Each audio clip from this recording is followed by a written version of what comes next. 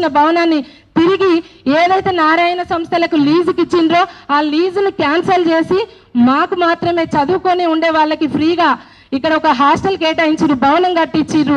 మన దాంట్లో ఉన్న వాళ్ళు ఎవరైనా ఫండ్ రైజ్ చేసి వాళ్ళకి ఫ్రీగా భోజనం పెడితే ఖచ్చితంగా చదువుకొని మంచి వృద్ధిలోకి వచ్చే అవకాశాలు ఉంటాయి. కాబట్టి దీని మీద ఇక్కడికి వచ్చినటువంటి పెద్దలు కావచ్చు, గవర్నమెంట్ కావచ్చు, ఇంకా ఈ కార్యక్రమంలో ఎవరైతే ఇన్వాల్వ్ ఉన్నారో వాళ్ళందరికీ చిత్తశుద్ధి ఉంటే ఒకసారి ఆలోచించండి. మన బిడ్డల భవిష్యత్తు, మన కులం భవిష్యత్తు దీని మీద ఆధారపడి ఉంది. అంతేకాదు మన ఆత్మగౌరవం ఉంది. దాని పేరే దొడ్డి కొమరయ్య భవనం అని పెట్టిరు. ఇవాళ మన కులంలో తొలితరంలో మొట్టమొదటి అమరవీరుడు దొడ్డి కొమరయ్య మన కులం నుంచి. ఆయన పేరే దేశాలు మోగుతుంటే ఆయన పేరు పెట్టిన భవనాన్ని తీసుకుపోయి మీరు ఒకరికి తాకట్టు పెడుతున్నారు, ఒకరి కాళ్ళ దగ్గర పెడుతున్నారంటే కొంచెమైనా మీకు సిగ్గు ఉండాలని చెప్తున్నా.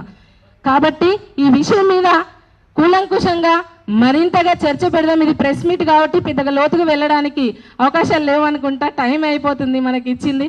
మనం 1 గంట అంటే 2 గంటలకు వస్తాము. కాబట్టి థ్యాంక్ యూ.